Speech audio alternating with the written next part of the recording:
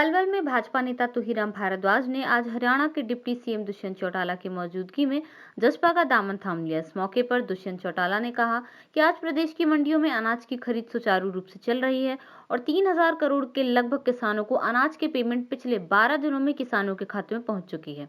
बाजरे की पेमेंट में भावांतर योजना के तहत लगभग 25,000 किसानों के खाते में 600 रुपए एमएसपी पर प्रति कुंटल पैसे भेजे गए हैं। दुष्यंत चौटाला ने सिंधु बॉर्डर पर निहंगों द्वारा की गई एक व्यक्ति की हत्या पर कहा कि अब संयुक्त किसान मोर्चा को इसकी जिम्मेदारी लेनी चाहिए, क्योंकि इससे उनकी लीडरशिप क्वालिटी कहीं ना कहीं खत्म हुई है। अब संयुक्त किसान मोर्चा को सच्चाई का साथ देना चाहिए। जो लोग भाजपा जसपा नेताओं का विरोध कर रहे हैं वो इन लोग वह कांग्रेस से जुड़े हुए हैं। पलवल पहुंचे डिप्टी सीएम दुष्यंत चौटाला का फूल मालाओं के साथ पगड़ी बांधकर जोरदार स्वागत किया गया। इस मौके पर दुष्यंत चौटाला ने कांग्रेस व इनेलो पार्टी पर निशाना साधते हुए कहा कि 3 कृषि कानून किसानों के हित में हैं।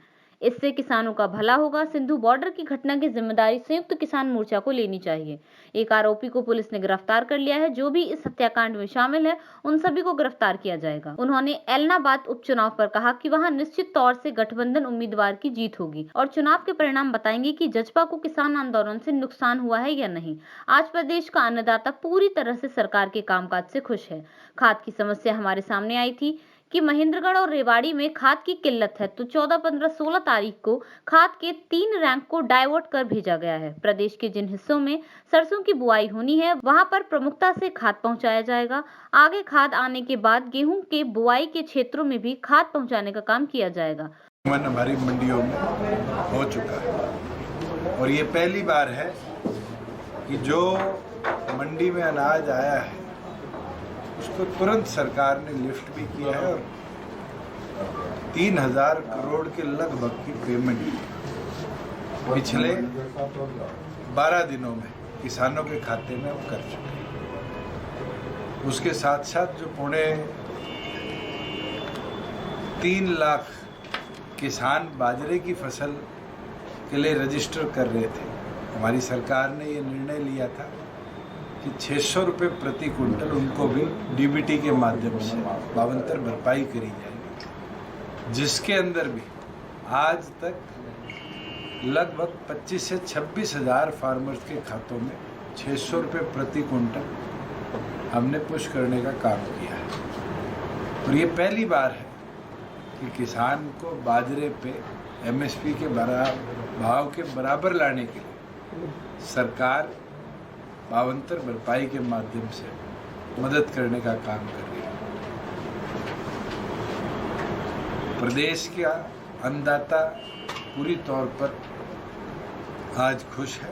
एक समस्या हमारे संज्ञान में आई थी कि खाद की किल्लत महेंद्रगढ़ और रेवाड़ी जिले में हमने 3 रैक्स जो 14, 15, 16 को हरियाणा के अलग अलग कोणों में जाने थे उनको डाइवर्ट किया है और जहाँ जहाँ सरसों की बुआई अभी होनी है प्रायोरिटी है कि खाद पहले वहाँ पहुँचाई जाए और फिर जैसे जैसे आगे खाद आएगी गेहूं की बुआई के क्षेत्र में भी उसको भेजा जाएगा। तो आपके माध्यम से भी तमाम कृषि क्षेत्र से जुड़े लोगों से आग्रह करता हूँ कि घबराने की जरूरत नहीं है।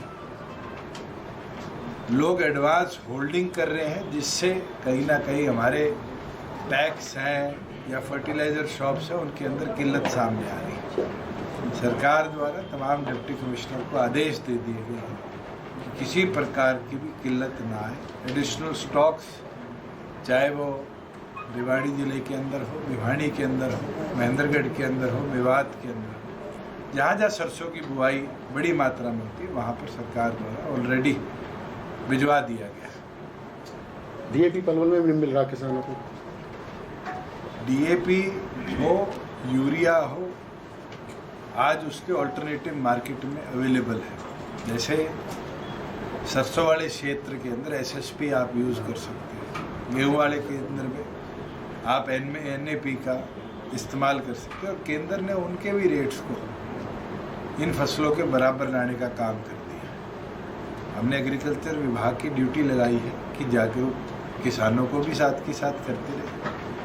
और जो आप बता रहे हैं कि डीएपी नहीं मिल रहा, इस एरिया में तो ज़्यादातर गेहूं की बुआई होती है।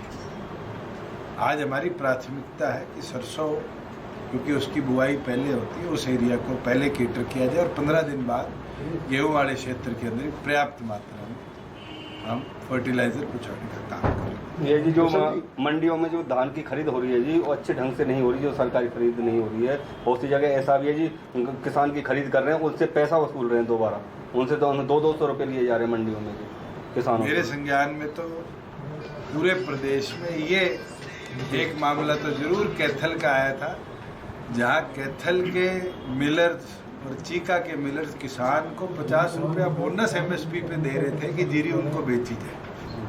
अगर आपके सामने कोई ऐसा मामला है जहाँ मॉइस्चर के नाम पे कोई काटता है और किसान एग्री करता है, वो फार्मर और आड़ती की खुद की सहमति है। अदर देन दैट वो MSP पे नीचे खरीदी जा रही है तो आप उसकी कंप्लेंट खरीद ही नहीं रहे, इसलिए किसान सीधे करनाल ले जाकर के बेचने के लिए मजबूर हो रहे हैं। और करनाल बता रहे हैं आपकी नॉलेज में डालता हूँ, मेरी फसल मेरा ब्यौरा के अंदर प्रत्येक किसान जो रजिस्टर करता है उसको एक निर्धारित मंडी दी जाती है कि आप अपनी मंडी में ही बेच पाओ, फ्री गेट पास करता है। ऐसा कोई फार्मर को आज के दिन अलावेंस नहीं है कि वो पलवल से माल करनाल लेके जाएगा।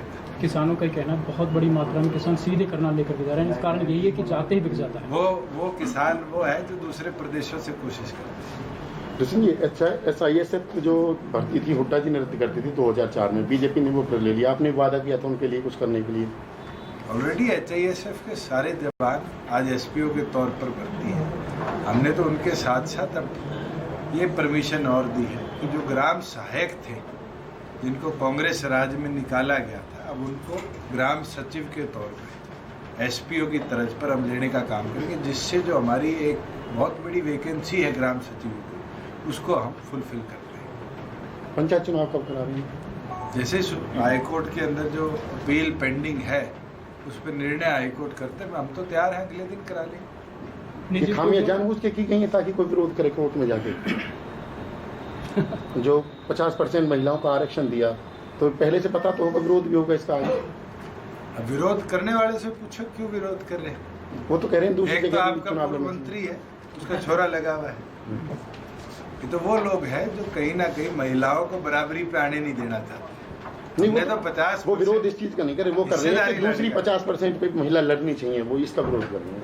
चलो वो तो हर एक का अधिकार है, हमने तो बराबरी पे लाने का काम किया। विश्व स्तरीय चिकित्सा सुविधाओं से युक्त JP diagnostics radiology and pathology centre, Mathura का पहला complete radiology and pathology diagnostic facility से सुसज्जित। Doctor Deepak Agarwal and doctor Nidhi Agarwal, JSR tower, Govardhan crossing, NH 90, Mathura.